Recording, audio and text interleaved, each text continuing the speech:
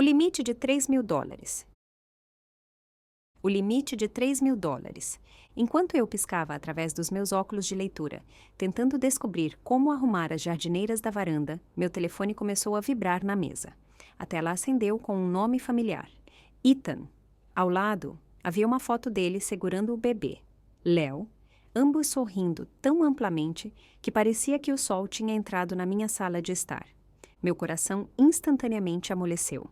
Coloquei a pequena colher de jardineiro de lado, limpei as mãos no meu avental e atendi rapidamente a chamada. Mãe! A voz de Ethan era profunda e apressada, carregando um toque de exaustão que deixava transparecer uma súplica infantil. Você está ocupada esses dias? Eu ri suavemente. Estou aposentada, querido. Com o que eu estaria ocupada? Você, por outro lado, parece exausto. Problemas no trabalho? Não, não é o trabalho. Ele fez uma pausa.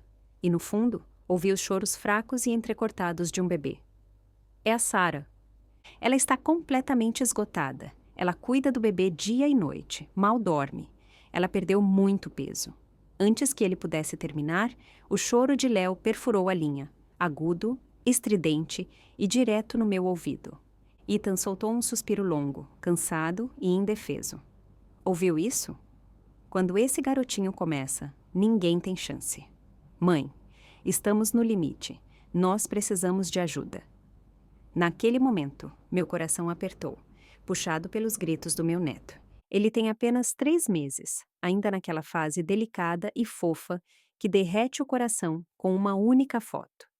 Aquele rosto redondo na foto já me tinha feito sorrir tantas vezes. Sarah teve uma cesariana e, após o nascimento, eu queria ajudar, mas a mãe dela estava lá e ficou hospedada. Então, eu não queria me intrometer.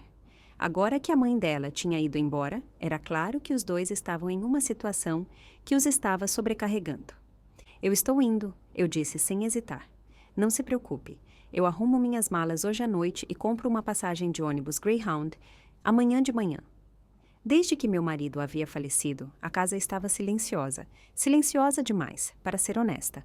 A chance de ver Ethan e o bebê, de ser útil, de ser necessária novamente, me tocou profundamente.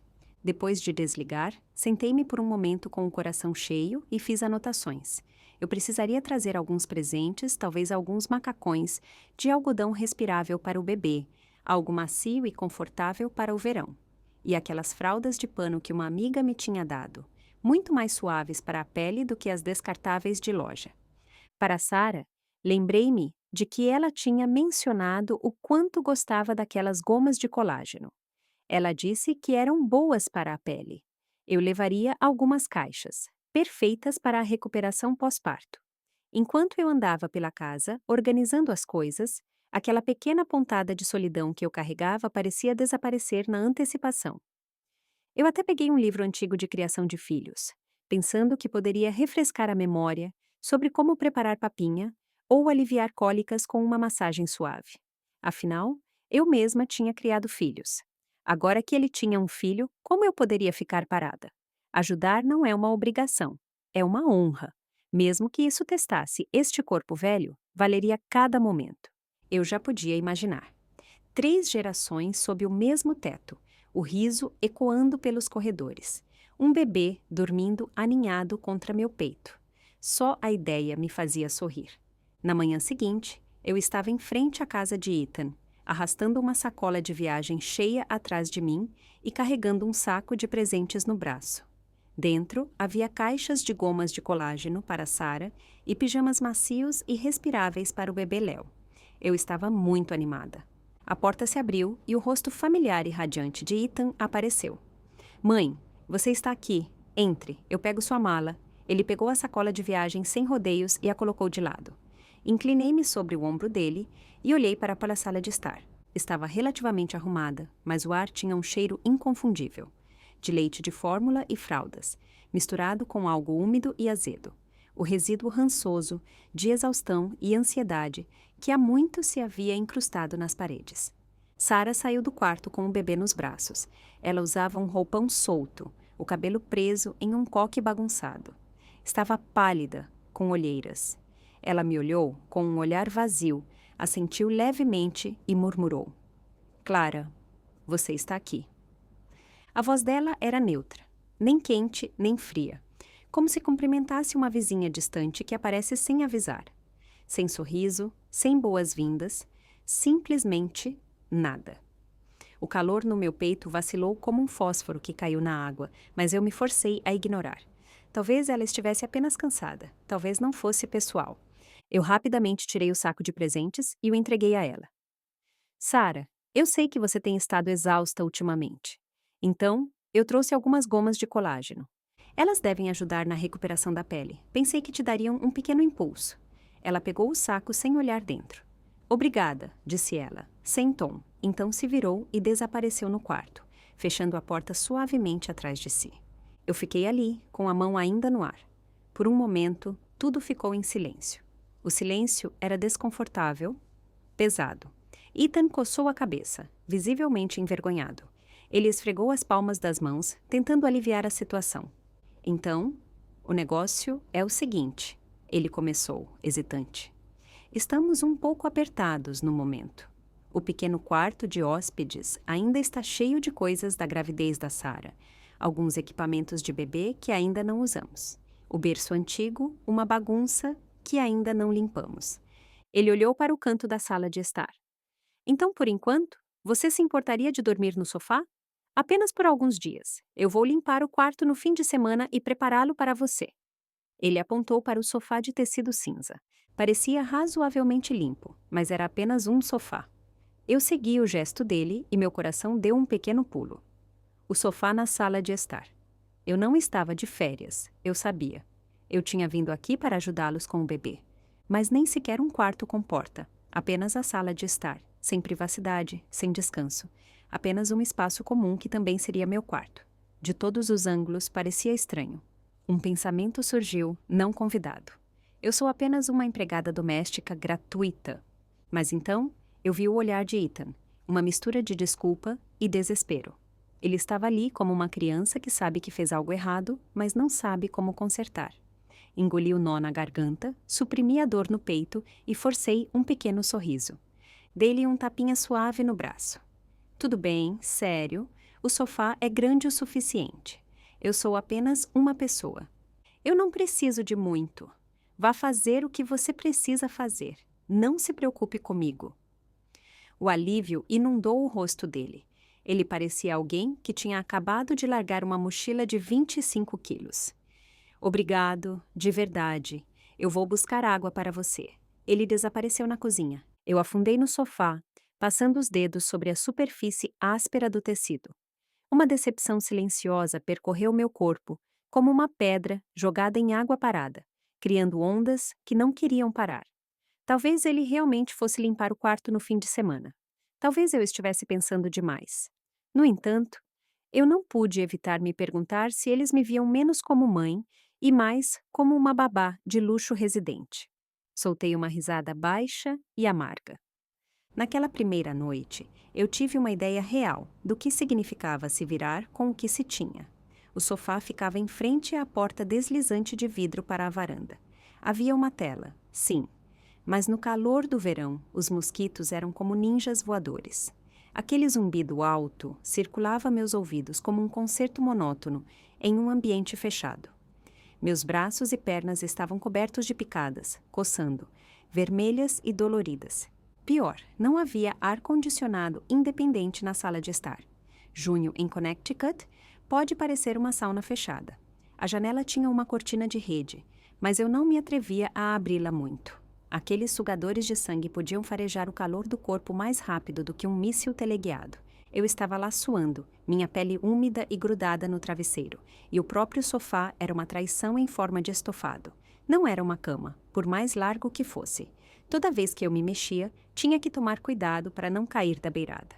As molas rangiam a cada movimento, alto e estridente, como alguém batendo panelas em uma cozinha silenciosa. Dormir era impossível. Além disso, eu tinha passado metade do dia viajando em um longo ônibus, já estava exausta. E agora eu estava aqui, meio acordada a noite toda, esperando o próximo grito de Léo através da parede do quarto. Acho que não preguei o olho. Mesmo antes de o sol nascer, ouvi aquele som familiar, choros agudos e urgentes que quebravam o silêncio e me apunhalavam o coração. Levantei-me imediatamente e fui na ponta dos pés até o quarto principal. A porta estava entreaberta. Lá dentro, Sarah estava balançando Léo suavemente nos braços. Sua testa repousava contra a dele, as sobrancelhas franzidas de exaustão. Ethan ainda estava na cama, completamente imóvel, dormindo profundamente. Sarah levantou o olhar e me viu. Sua expressão congelou por um segundo antes de ela falar com um toque de irritação. Clara, por que você está acordada tão cedo? Nós te acordamos? Oh, de jeito nenhum. Eu já estava acordada. Eu disse suavemente, esforçando-me para manter um tom leve e relaxado. Eu ouvi o bebê chorar e pensei em verificar como ele estava. Ela não retribuiu meu sorriso. Ela apenas disse secamente: ele está com fome. Eu estava prestes a alimentá-lo. Então, ela se virou, um sinal silencioso de que não precisava de mim, nem me queria por perto. Recuei silenciosamente, voltando para a sala de estar. Meus passos ficaram subitamente cautelosos, como se eu tivesse medo de pisar em algo frágil. Nos 2 dias seguintes, eu me tornei a babá em tempo integral não oficial da casa. Sarah amamentava o bebê, mas todo o resto, fazer arrotar, trocar fraldas, ninar para dormir, limpar a bagunça, caía em grande parte sobre mim. Léo tinha a energia que só os bebês parecem ter. Ele não dormia muito e exigia ser carregado assim que acordava. Eu andava de um lado para o outro na sala de estar, com ele nos braços, até que minhas costas doessem e meus braços parecessem feitos de cimento.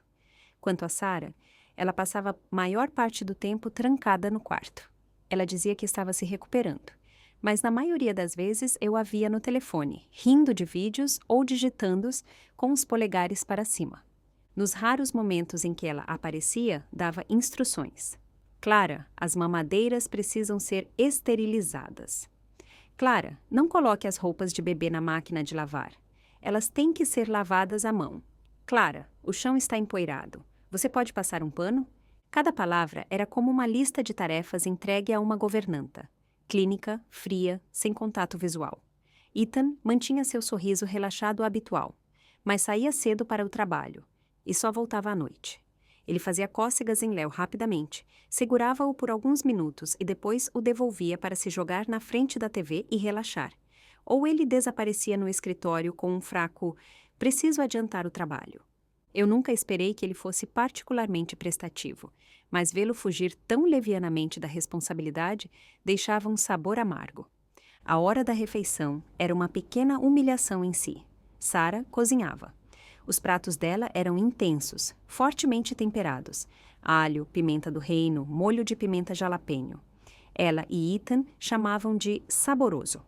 Para mim, com meu estômago sensível e minha preferência de anos por comidas leves e suaves, era esmagador. Na maioria das vezes, eu só podia mordiscar salada ou macarrão, enquanto o resto da mesa comia alegremente. Finalmente, eu tentei falar. Sarah, meu estômago é um pouco sensível. Talvez, da próxima vez, você pudesse cozinhar algo mais leve. Uma sopa simples, talvez, ou sem pimenta. Ela nem sequer levantou os olhos do telefone. Clara, você tem que se adaptar. Eu estou exausta cuidando do bebê.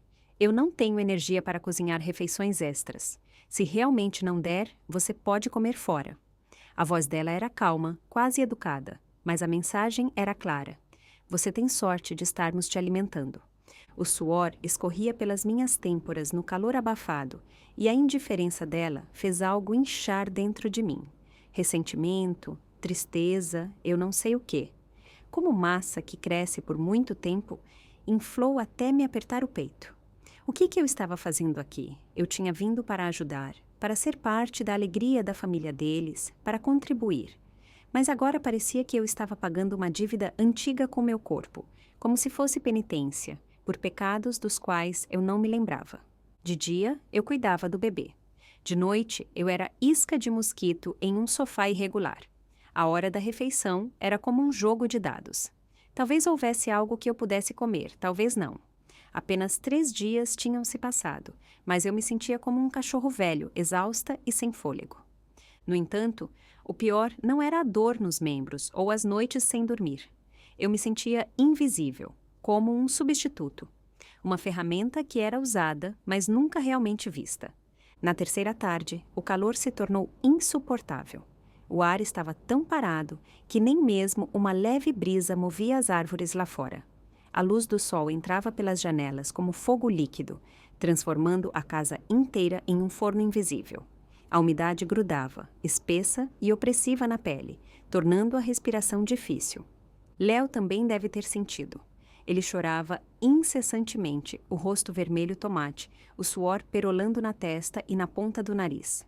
Eu o carregava em círculos pela sala de estar, abanando-o com um leque de mão, mas não ajudava em nada. Ele se debatia nos meus braços, os choros suaves, mas persistentes, aquele lamento choroso que partia meu coração. O rosto dele estava tão vermelho que me assustou. Um ar-condicionado de janela antigo estava pendurado na parede, empoeirado, mas intacto. Parecia que não era usado há muito tempo, mas ainda parecia funcional. Hesitei por um momento, então peguei o controle remoto, dizendo a mim mesma que ligaria apenas por um curto período, apenas o suficiente para refrescar a casa para o bebê. Eu estava encharcada de suor, minha camisa grudada nas minhas costas como papel molhado. Eu apertei o botão. A máquina ganhou vida com um zumbido. Um fluxo suave de ar fresco saiu, macio e refrescante. Em minutos, Léo se acalmou. O alívio foi instantâneo. As pálpebras dele se fecharam, seus dedinhos se moveram em direção à boca, e logo ele estava dormindo pacificamente nos meus braços. Eu suspirei de alívio e estava prestes a me sentar para finalmente descansar, quando a porta do quarto se abriu de repente. Sara saiu rapidamente, a testa franzida. Ela deve ter ouvido o ar-condicionado. Sem dizer uma palavra, ela atravessou o cômodo com passos firmes e apertou o botão de desligar. O ventilador parou imediatamente. O ar fresco desapareceu, substituído por um calor denso e opressor. Senti como se alguém tivesse roubado meu último suspiro. Eu fiquei ali, Léo nos braços, atordoada, quase pensando o que tinha imaginado. Então ela falou, de forma cortante, alta e sem rodeios. Clara, você sabe quanta eletricidade essa coisa consome em apenas 1 hora? Nós já estamos afogados em contas. Fórmula, fraldas, a hipoteca. Nós não precisamos desperdiçar dinheiro no ar-condicionado ligado o dia todo também. Use o ventilador. Isso é suficiente para um bebê. O tom dela não era um pedido, mas uma repreensão. Fria, condescendente, como se estivesse repreendendo uma governanta que ultrapassou um limite. Ela nem sequer olhou para mim, apenas encarou o aparelho, como se eu tivesse cometido um crime financeiro. Por um momento, o sangue subiu à minha cabeça. Meus ouvidos zumbiram. Eu não ouvi mais o resto da casa, como se tivessem enfiado algodão no meu crânio. Não era sobre a eletricidade, nem mesmo sobre a repreensão. Era o fato de eu ter segurado um bebê vermelho, suado e agitado, e só queria aliviar o desconforto dele. Aquele pequeno ato de cuidado, de instinto, me rendeu uma humilhação pública.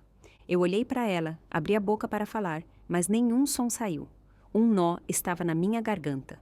Humilhação, raiva e algo mais frio. Decepção, dor, elas subiram em mim como uma onda e desabaram sobre mim. Eu fiquei ali, encharcada, como se tivessem jogado um balde de água gelada no meu coração. Não foi o ar-condicionado que foi desligado. Foi a parte de mim que veio todo esse caminho por amor, por devoção, pela esperança desesperada de que eu ainda era importante. E ela a tinha jogado no chão e pisoteado, como se não fosse nada. Sara não esperou por uma resposta. Ela se virou, voltou para o quarto e fechou a porta com um baque surdo. E eu ainda estava ali, no meio da sala de estar, segurando Léo, que tinha acabado de se acalmar, e agora começava a choramingar novamente, enquanto o calor nos envolvia como um cobertor úmido. O ar parecia firme e parado. Eu mal conseguia respirar. Meus olhos ardiam, mas eu me recusei a chorar. Lágrimas não me ajudariam. Elas nunca ajudaram. Elas apenas me fariam parecer pequena, fraca, patética. Em vez disso, levei Léo até a porta deslizante. Pelo menos ali, às vezes, uma leve brisa passava pelas fendas. Peguei o ventilador novamente e comecei a movê-lo lenta e mecanicamente para frente e para trás. Léo se mexeu levemente nos meus braços, franzindo a testa, o rosto ainda vermelho e úmido, um espelho de como eu me sentia por dentro. Olhei para ele quando ele finalmente dormiu. A respiração dele era suave e regular, e sua mãozinha se fechou em um punho contra a bochecha. Ele era lindo, tão inocente, tão indefeso, e quanto mais eu olhava para ele, mais meu coração doía. O que tinha acontecido nestes últimos dias? Dormir em um sofá, as pernas cheias de picadas de mosquito, comer comida que agitava meu estômago, enquanto me diziam para me virar.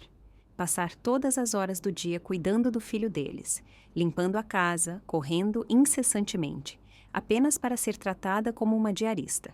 E agora, repreendida por ligar o ar-condicionado para ajudar o bebê deles. 3 dias foi tudo o que foi preciso para me quebrar. Mas não era apenas a exaustão que doía. Eles me tratavam como se eu não existisse, como se minha ajuda, minha presença, meu amor, fossem coisas para serem usadas, não valorizadas, nem mesmo reconhecidas. Eu vim. Para quê? Porque eles eram jovens, sobrecarregados, e eu pensei que, talvez, só talvez, eu pudesse aliviar o fardo deles. Mas eles não viam assim. Tudo o que eu fazia era esperado, presumido. Minha bondade não era bondade para eles, era dever, obrigação, porque somos família, porque o sangue é mais grosso que a água. Eu sonhava com jantares quentes e barulhentos, com risos de bebê e abraços sonolentos, com ser parte de algo novamente. O que eu recebi foi suor, silêncio e uma dor crescente que ninguém notava. Aquele velho ditado, a maior dor é um coração frio. Antes soava exagerado, mas agora eu entendia. Não era raiva, nem mesmo angústia. Era o lento congelamento de tudo dentro de mim. Eu não queria discutir, não queria gritar. De que adiantava lutar com alguém que não te ouvia? Alguém que só via sua própria exaustão, não o seu esforço. Naquele cômodo, abafado e sem ar, algo dentro de mim se calou, e nesse silêncio tomei uma decisão. Naquela noite, quando Ethan chegou do trabalho e Sarah estava amamentando no quarto, eu o chamei de lado. Mantive minha voz calma, suave, cuidadosa, para não deixar o peso dos últimos dias transparecer. Ethan, eu disse baixinho, eu vou para casa amanhã. Ele tinha acabado de tirar a jaqueta. As mãos dele congelaram enquanto ele se virava. Surpresa no rosto. O quê? Você vai tão cedo? Mãe, você só está aqui há alguns dias. Eu pensei que você queria ficar mais tempo e nos ajudar com o bebê. Eu evitei o olhar dele. Surgiu algo em casa que eu preciso resolver, e parece que a Sarah está com tudo sob controle. Eu não mencionei o ar-condicionado, nem o sofá, a comida, as ordens. Parecia que eram ordens, não adiantava. Nada disso mudaria nada agora. Ethan franziu a testa, preocupação na voz. Mãe, espere, a Sarah disse algo. Ela te chateou? Você pode me dizer? Eu falo com ela. Ela está um pouco irritada agora, mas ela não tem a intenção de ser má. Não leve para o lado pessoal. Eu balancei a cabeça, um sorriso cansado nos lábios. Não é nada disso, F. Sarah e eu estamos bem. Sério. Eu também tenho minha própria vida e há coisas que preciso resolver. Ele parecia querer discordar, mas as palavras falharam. Ele assentiu lentamente, os lábios apertados. Na manhã seguinte, antes do amanhecer, eu já tinha feito as malas. Não era muita coisa. Apenas algumas roupas e meus artigos de higiene pessoal. Eu deixei tudo o que tinha trazido. Ethan estava na porta, os olhos levemente vermelhos, e tentou uma última vez. Mãe, não se precipite. Eu vou limpar o quarto de hóspedes hoje. Eu compro uma cama decente para você.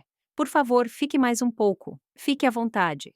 Eu balancei a cabeça gentilmente. Minha voz era calorosa, mas firme.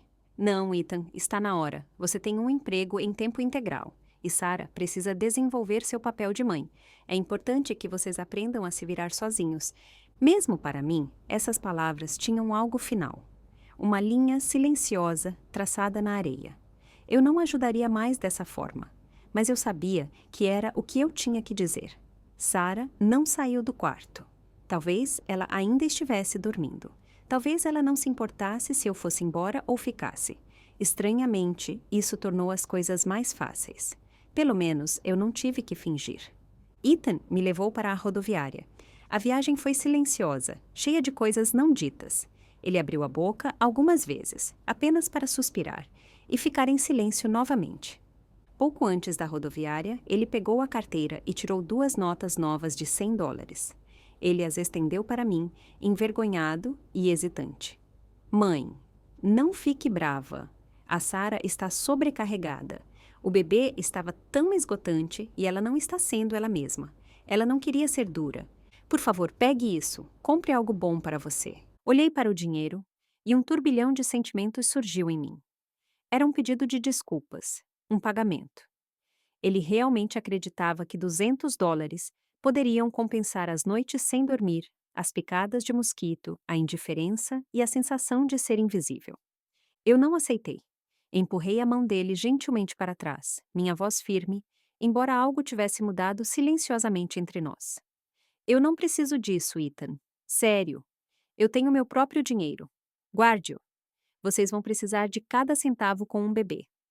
Ele não discordou.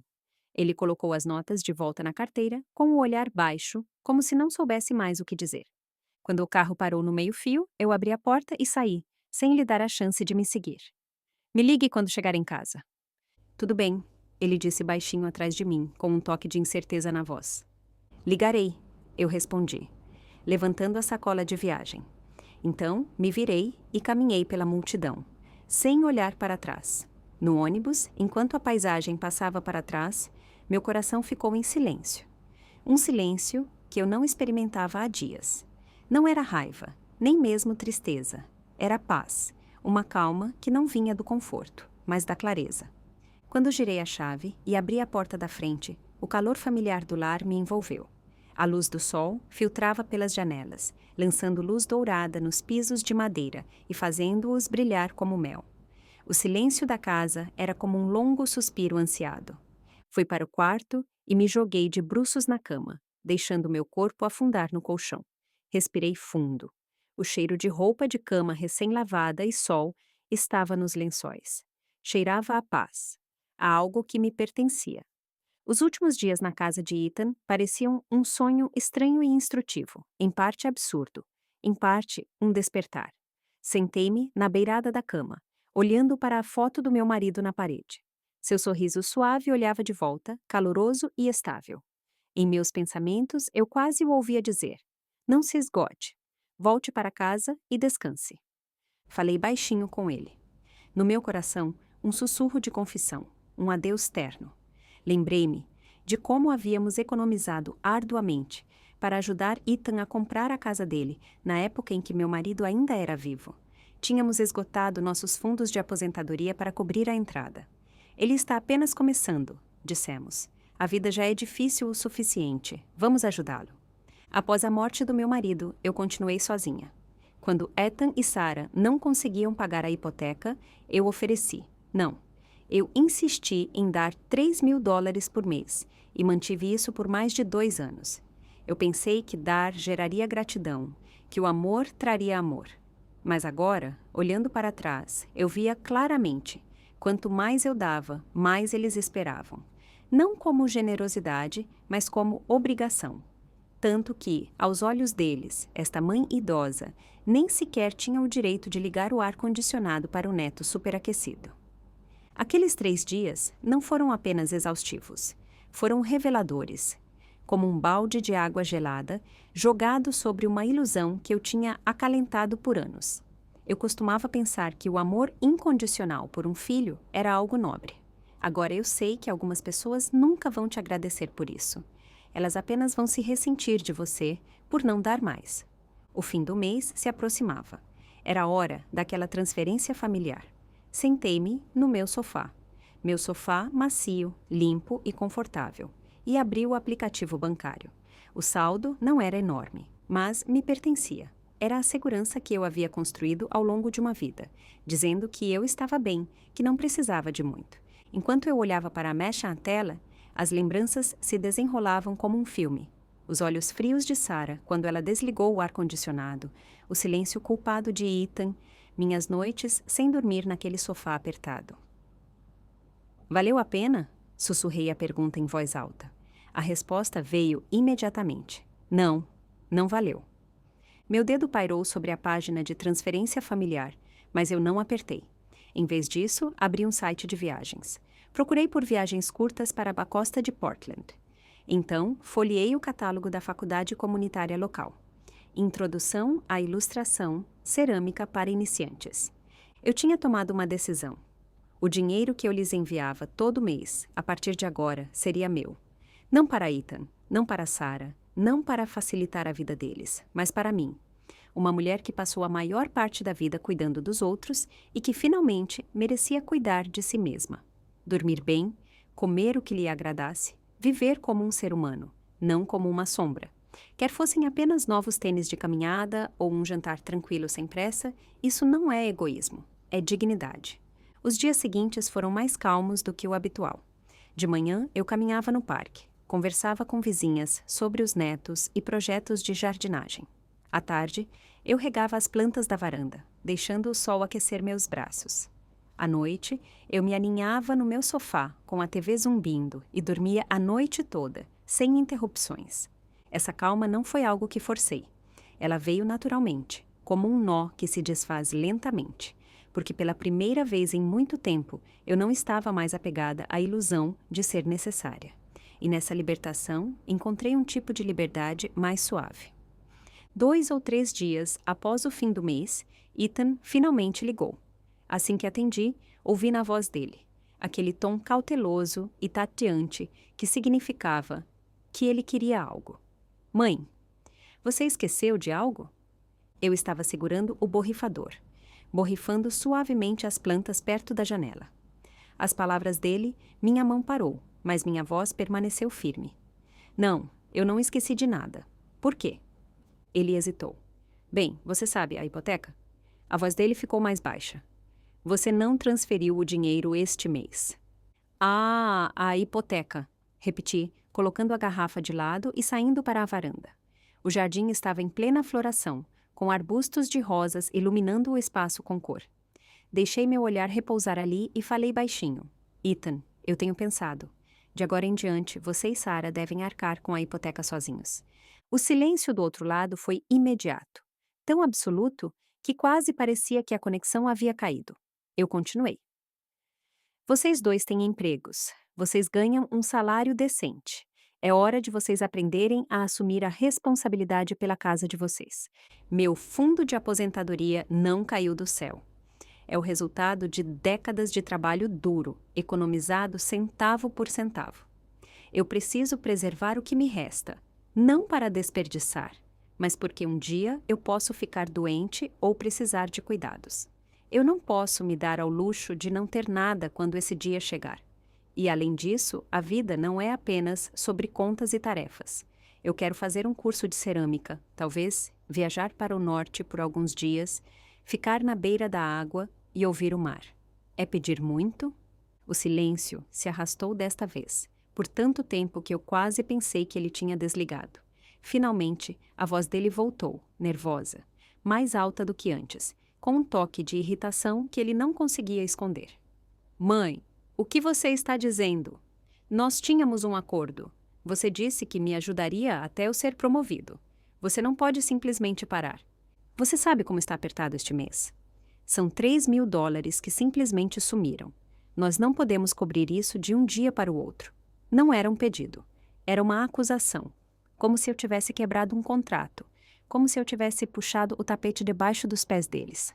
Eu quase ri. Era a isso que se resumia. Depois de tudo, o sofá, as palavras frias, as exigências e aquele olhar vazio quando eu liguei o ar-condicionado para o bebê deles. As promessas são mútuas. O respeito também, eu disse. Ethan não parou.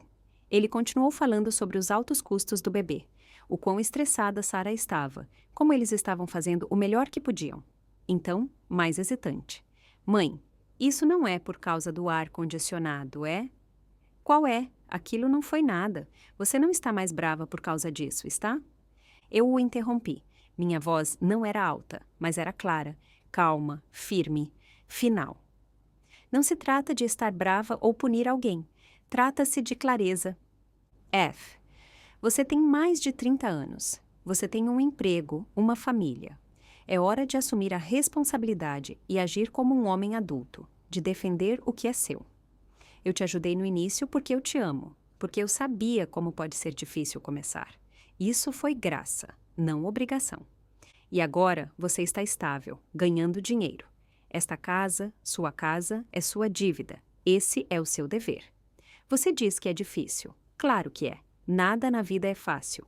Mas você não pode se apoiar em mim toda vez que fica desconfortável. Eu posso te ajudar por um tempo porque eu quis, mas eu não vou te carregar para sempre. E, honestamente, eu ganhei o direito de viver para mim mesma. Silêncio novamente. Apenas a respiração dele, pesada e irregular, crepitava pela linha como estática. Depois de uma longa pausa, ele murmurou: Tudo bem, eu entendo. Então, clicou. A chamada havia terminado. Eu encarei a tela que escurecia, ainda quente na minha mão, e soltei um suspiro baixo. Aquele não era o fim. Eu sabia. Sarah, com o orgulho e a língua afiada dela, não deixaria passar sem uma tempestade. Eu tinha certeza disso. Mas, por enquanto, eu tinha traçado a linha e, finalmente, estava do lado que me pertencia. De fato, não demorou nem meio-dia para o meu telefone tocar novamente. Desta vez, era de um número fixo desconhecido. Olhei para a tela por um momento, sabendo no fundo quem era. Eu atendi calmamente. Alô, Clara, que diabos é isso? A voz de Sarah explodiu pelo viva-voz, estridente e aguda. A raiva dela cortou a linha.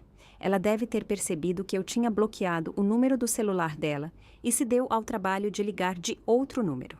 Você acha que pode simplesmente desistir assim? Ela cuspiu.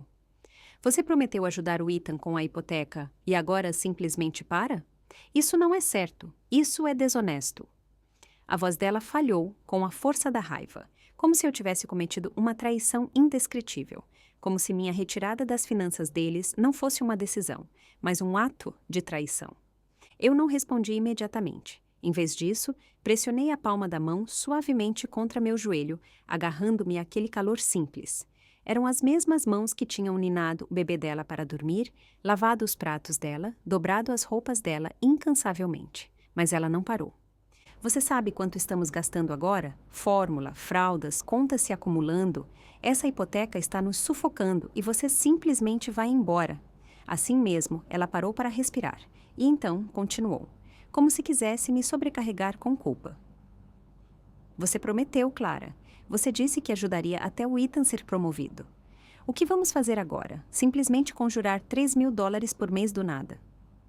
As palavras dela atingiram como flechas, uma após a outra, cada uma carregada de ressentimento.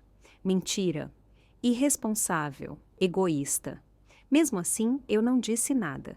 Eu a deixei desabafar, deixar tudo sair. Eu podia ouvir o desespero sob a raiva dela. Ela precisava de alguém para culpar, e eu era o alvo mais fácil.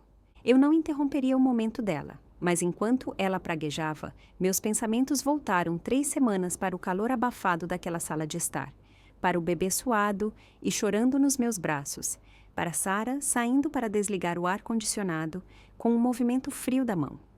Não podemos pagar a conta de luz. E aqui estava ela, me acusando de ser cruel, de abandoná-los. No entanto, quando eu estava na casa dela, sufocando, sem dormir, comendo restos e trabalhando como um fantasma no fundo. Onde estava a preocupação dela? A ideia dela de ajuda nunca tinha sido uma colaboração. Era um canal de mão única. Eu dava, eles pegavam, então eles esperavam mais. Finalmente, eu falei. Minha voz estava firme, calma, como se eu tivesse praticado 100 vezes. Você está certa, Sarah. Eu decidi não enviar mais dinheiro, mas não foi impulsivo. Eu pensei nisso por muito tempo. Eu ajudei porque eu quis, mas agora eu decidi que preciso me ajudar. Houve uma pausa. Um silêncio curto, pesado e tenso. Então veio a próxima onda, mais forte, mais frenética. Isso é muito ruim, Clara. Sério, você está fazendo isso só para dificultar a nossa vida? Se não pagarmos a hipoteca, você entende o que isso significa?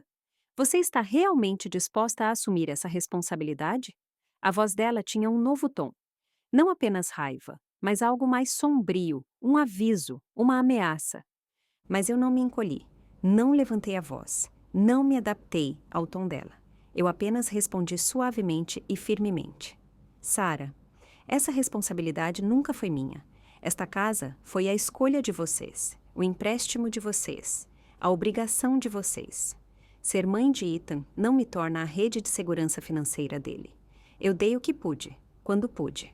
Isso foi bondade, não um contrato. Eu não te devo nada, e você está certa em uma coisa. A vida de vocês é difícil. Criar um filho, manter uma casa, se virar, tudo isso é real. Mas é a vida de vocês que vocês têm que resolver, não a minha, para vocês financiarem. Eu não estou te punindo. Eu simplesmente não quero mais fingir que não tenho limites. Não houve nada além de silêncio, sem gritos, sem protestos, apenas uma parada abrupta, como se ela tivesse batido em uma parede inesperada. Então, a chamada terminou. Eu me sentei por um momento com o telefone no colo, observando a tela escurecer. Ainda estava quente da ligação. Meus dedos estavam calmos, meu peito estranhamente tranquilo. Eu pensei que aquele poderia ser o fim, que talvez tivéssemos finalmente traçado nossas linhas e cada um seguiria seu caminho. Mas, é claro, a vida raramente te deixa sair tão facilmente. Algo me dizia que Sarah ainda não tinha terminado. Não ainda. Tudo começou com uma ligação de uma vizinha. Naquela manhã, eu tinha acabado de voltar do meu curso de cerâmica na faculdade comunitária, com um pequeno pedaço de argila na mão.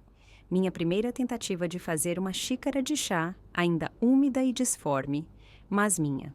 Eu a estava deixando secar quando o telefone tocou. Era Carol, uma velha amiga e voluntária de longa data na igreja. A voz dela estava baixa, como se estivesse escondendo algo. Clara, está tudo bem com a sua nora? Sarah estava no centro comunitário hoje. Ela disse que você cortou o dinheiro deles e a chamou de aproveitadora. Ela está te acusando de sugar a família e de levá-la à depressão pós-parto. Minha mão tremeu. A xícara de chá escorregou dos meus dedos. Ela disse isso no centro? Eu perguntei. Mais de uma vez, respondeu Carol. No início, eu não dei muita importância, mas hoje ela voltou e enfatizou. Ela está dizendo às pessoas que você disse, e cito literalmente, eu prefiro doar para um vira-lata do que colocar mais $1 na sua casa. Ela está até mostrando fotos. Clara, você realmente disse isso? Eu fechei os olhos brevemente, reprimindo o calor que subia por trás deles. Obrigada por me avisar, Carol. Eu disse calmamente. Mas não, eu não disse isso. Ela suspirou. Eu não acreditei. Mas as pessoas estão falando. Elas estão dizendo que você é fria, cruel, que virou as costas para uma jovem mãe pobre. Depois de desligar, abri o chat de grupo da vizinhança no meu telefone. O grupo se chamava Vizinhos Unidos de Sunnybrook. Tinha mais de 100 membros. Eu procurei e encontrei rapidamente. Sarah tinha postado uma captura de tela de uma mensagem privada. Era um histórico de chat com uma mensagem minha. Às vezes, cachorros são mais gentis que pessoas. Pelo menos, eles sabem ser gratos. Abaixo, ela tinha escrito: acho que algumas pessoas me consideram um cachorro. Aparentemente. A postagem já estava cheia de curtidas, compartilhamentos e comentários preocupados. Eu fechei os olhos novamente. Eu me lembrei da mensagem. Foi enviada por mim, em particular, para uma velha amiga no dia em que eu finalmente rompi com Ethan e Sarah. Essa amiga tinha me escrito: você é muito mole. Eu respondi meio brincando, meio amargamente. Às vezes, cachorros são mais gentis que pessoas. Eu nunca pensei que essa mensagem acabaria no quadro de avisos da cidade. E então havia outra postagem. Uma foto dos macacões de algodão que eu tinha escolhido pessoalmente no shopping no mês passado, quando eu ainda acreditava que Sarah diria obrigado algum dia. Agora, eles estavam listados em uma plataforma de vendas. O texto dizia: novo, nunca usado, presente da minha sogra, mas muito antiquado. MP se interessar. Eu encarei a tela, meu coração pesado de frio e peso. Eu tinha passado uma tarde inteira escolhendo eles. Ela não tinha agradecido. Ela simplesmente os colocou para vender online. Eu não respondi, não discuti, não tentei limpar meu nome. Eu saí do chat de grupo, silenciei minhas notificações e apaguei contatos de que não precisava mais. Mas Sarah não tinha terminado. 3 dias depois, eu a encontrei em frente ao supermercado. Ela estava carregando o bebê em um braço e puxando um carrinho de compras com o outro. Ela se posicionou bem ao meu lado, a voz baixa, mas mordaz. E aí, Clara, satisfeita agora? A vizinhança inteira está falando de você. Você causou um bom estrago. Eu não disse nada, apenas peguei um cacho de bananas. Ela continuou, a voz ficando mais aguda. Por que você teve que dizer às pessoas que eu sou uma parasita? Você acha que é divertido ir ao correio e ser encarada como se eu fosse lixo? Até aqui, as pessoas olham para mim como se eu fosse sujeira. Eu olhei para ela, mas ainda não disse nada.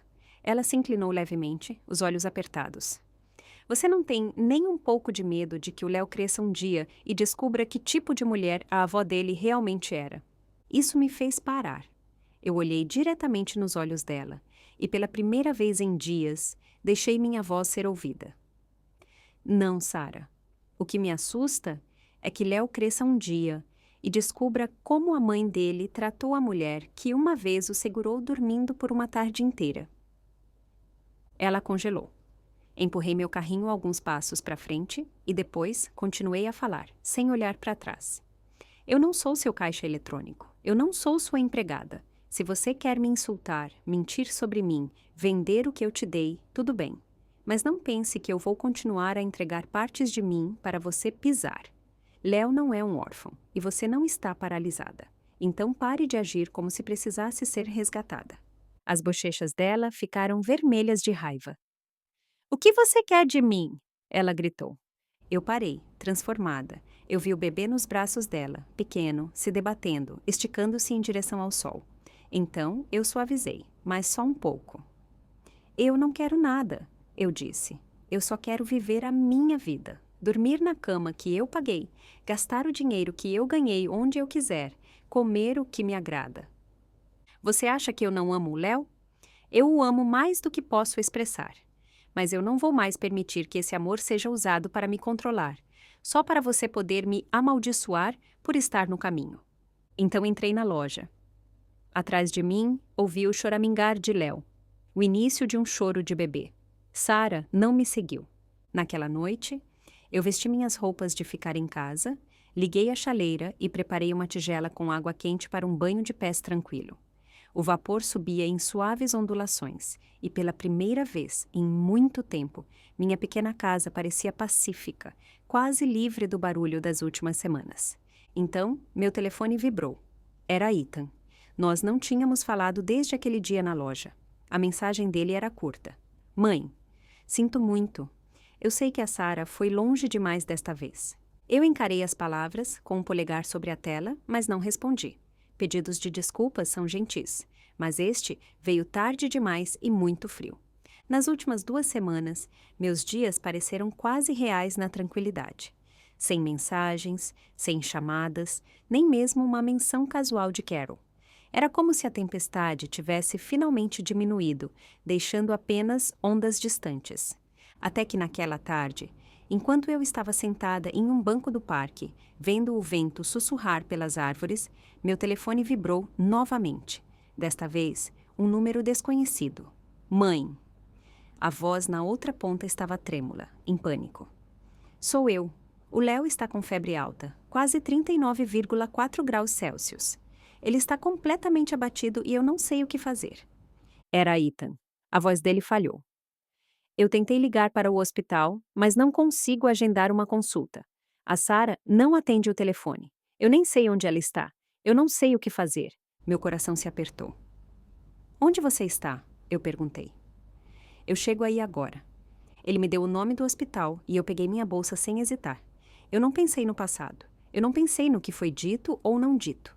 Eu só sabia que meu neto estava doente e eles precisavam de mim. A sala de emergência era um caos. Choros de crianças ecoavam pelos corredores. Ethan estava na fila do balcão de triagem, com a camisa suada, os braços doendo, segurando um Léo mole e com o rosto vermelho contra o ombro. A mãozinha do bebê pendia, mal agarrada à gola do pai. Seu corpo minúsculo estava queimando de febre. A cabeça dele repousava no pescoço de Ethan, enquanto ele emitia sons baixos e lamentosos. O olhar de Ethan vagava entre a fila interminável à sua frente e a criança pálida e suada nos braços. Ele parecia um homem desmoronando, sobrecarregado, indefeso. Então, ao lado dele, um pequeno movimento chamou sua atenção. No balcão ao lado estava uma mulher mais velha, de cabelos grisalhos, envolta em um cardigã azul marinho que caía frouxamente sobre seus ombros estreitos. Ela estava embalando suavemente um bebê febril nos braços, enquanto procurava o cartão de seguro na bolsa. Aos pés dela estavam uma bolsa de bebê e 2 pacotes volumosos de fraldas. A criança repousava no ombro dela, os olhos vermelhos e vidrados, o lábio inferior tremendo do choro recente. A mulher sussurrou suavemente no ouvido dele. Aguente firme, querido. A vovó vai te registrar. Logo veremos o médico. Ethan congelou. Atingiu-o como um raio. Uma lembrança. Ele mesmo tinha sido aquela criança febril, chorando em um hospital à noite. E ela, a mãe dele, tinha sido quem ficou na mesma fila por horas, segurando-o com um braço, os papéis no outro. Ela se ajoelhava para dar-lhe água, sussurrava conforto, mesmo com os olhos pesados de falta de sono. Ela tinha ficado acordada a noite toda por ele. Ele não se lembrava disso até agora. A garganta dele se apertou e um calor estranho subiu por trás dos olhos. Ele olhou para Léo, seu próprio filho, queimando de febre, agarrando-se a ele em busca de conforto. E pela primeira vez, o pedido de desculpas não foi para o filho, mas para a mulher que não estava lá para ouvi-lo. Eu sinto muito, ele sussurrou. Quando cheguei ao hospital, Léo já tinha sido internado. Ele estava aninhado contra o meu peito, o rosto vermelho, a respiração entrecortada. Uma mãozinha se agarrava à minha blusa como uma âncora. Ethan estava sentado ao meu lado, os ombros caídos, em silêncio. Após uma longa pausa, ele finalmente falou, a voz rouca. Mãe, eu sinto muito por tudo. Eu não olhei para ele. Minha atenção permaneceu em Léo. Há quanto tempo ele está com febre? Eu perguntei baixinho. 3 dias, ele disse. A voz mal era um sussurro. Sarah disse que era só um resfriado. Eu acreditei nela. Eu pensei que passaria. Mas esta manhã ele não acordou direito. Foi quando eu soube que não era um resfriado. Eu assenti uma vez, sem dizer nada. Ethan soltou um longo suspiro. Sarah saiu com amigos ontem à noite. Eu não insisti. Eu não pensei. Deus, eu não pensei. Eu então me virei para ele, meu olhar firme e penetrante. Você é um pai. Ethan. Seu filho teve febre por 3 dias e nenhum de vocês fez nada. Você continuou indo trabalhar. Ela saiu e o tempo todo seu bebê estava ardendo em febre. A cabeça dele afundou, como se todo o ar tivesse sido sugado dele, como um balão furado. Enquanto isso, do outro lado da cidade, Sarah estava vivendo o momento mais humilhante da vida dela. No dia anterior, ela tinha postado orgulhosamente uma foto no Facebook. Ela usava um top chique, passava gloss nos lábios e posava com um grupo de amigas em um café da moda. A legenda dizia: ser mãe não significa esquecer quem você é. Um filho não é uma desculpa, não é uma armadilha. Os comentários inundaram. Tão linda! Amo seu look. Você está se saindo super bem como mãe. Sarah sorriu, clicou em curtir e se recostou, satisfeita. Mas então, um novo comentário saltou diretamente para o topo. Era da ex-colega de quarto da faculdade, agora enfermeira pediátrica em um hospital local. Ela escreveu: engraçado, seu filho está neste momento na emergência com 39,4 graus Celsius de febre. Mas claro, seja você mesma. O tópico ficou completamente silencioso. Uma das mulheres na mesa, que Sarah mal conhecia, olhou para ela e disse secamente: talvez você devesse parar de reclamar que sua sogra não te ajuda. Parece que você nem sequer se ajuda. Sarah congelou. As bochechas dela ficaram pálidas. O café da manhã foi um desastre. Ela não se despediu. Ela pegou a bolsa e saiu correndo. Ela não foi para casa, nem para o hospital. Em vez disso, ela se sentou no carro e olhou fotos antigas. A maioria delas, ela tinha descartado com um revirar de olhos. Uma foto em particular, ela segurou firme. Uma foto de Clara segurando Léo em pé, dando-lhe tapinhas suaves nas costas para ele arrotar. Era uma foto que ela tinha deletado anos atrás, chamando-a de chata e brega. De alguma forma, ela tinha sido recuperada de um backup. Ela encarou a expressão de Clara, suave, paciente, os olhos cheios de preocupação. Ela se lembrou de como tinha zombado dela, chamando-a de demais. Ela se lembrou do dia em que colocou as roupas de bebê que Clara tinha comprado à venda online. Muito antiquadas, ela disse, por alguns dólares. Alguém tinha negociado o preço para menos do que o valor de um café, e de repente, algo se quebrou dentro dela. Ela ficou sentada no carro, chorando por 2 horas inteiras. A maquiagem escorreu pelo rosto. A voz dela ficou rouca. Na noite seguinte, ela ainda estava no hospital com Léo. A febre dele finalmente tinha baixado. As plantas na minha varanda estão florescendo novamente. Eu replantei todas elas, soltando cuidadosamente as raízes, podando as folhas e renovando a terra. Naquela tarde, a luz do sol caía em raios suaves no chão da minha sala de estar. Eu me aconcheguei no meu sofá com uma xícara de chá, folheando o guia de viagem que eu tinha deixado inacabado. E pela primeira vez em muito tempo, eu entendi algo profundo nos meus ossos. Uma vida boa não é sobre sobrevivência, nem sobre se sacrificar até não sobrar nada. Uma vida boa é aquela em que você não precisa implorar por espaço para respirar, em que você não precisa merecer a bondade, em que você cuida de si mesma, não para provar algo, mas porque você merece ser cuidada. Eu não estava indo a lugar nenhum. Eu não planejava sair novamente, mas eu não era mais a mesma mãe que corria a cada choro. Eu não era mais a mulher que se esforçava até a exaustão para escapar da solidão. Eu não era mais a força invisível que mantinha uma casa silenciosamente unida. Eu era eu. Os relacionamentos na minha vida ainda estavam se curando. O filho que eu amava continuava a crescer. E meus dias reais, plenos e enriquecedores, tinham acabado de começar. Só que desta vez eu os estava vivendo para mim.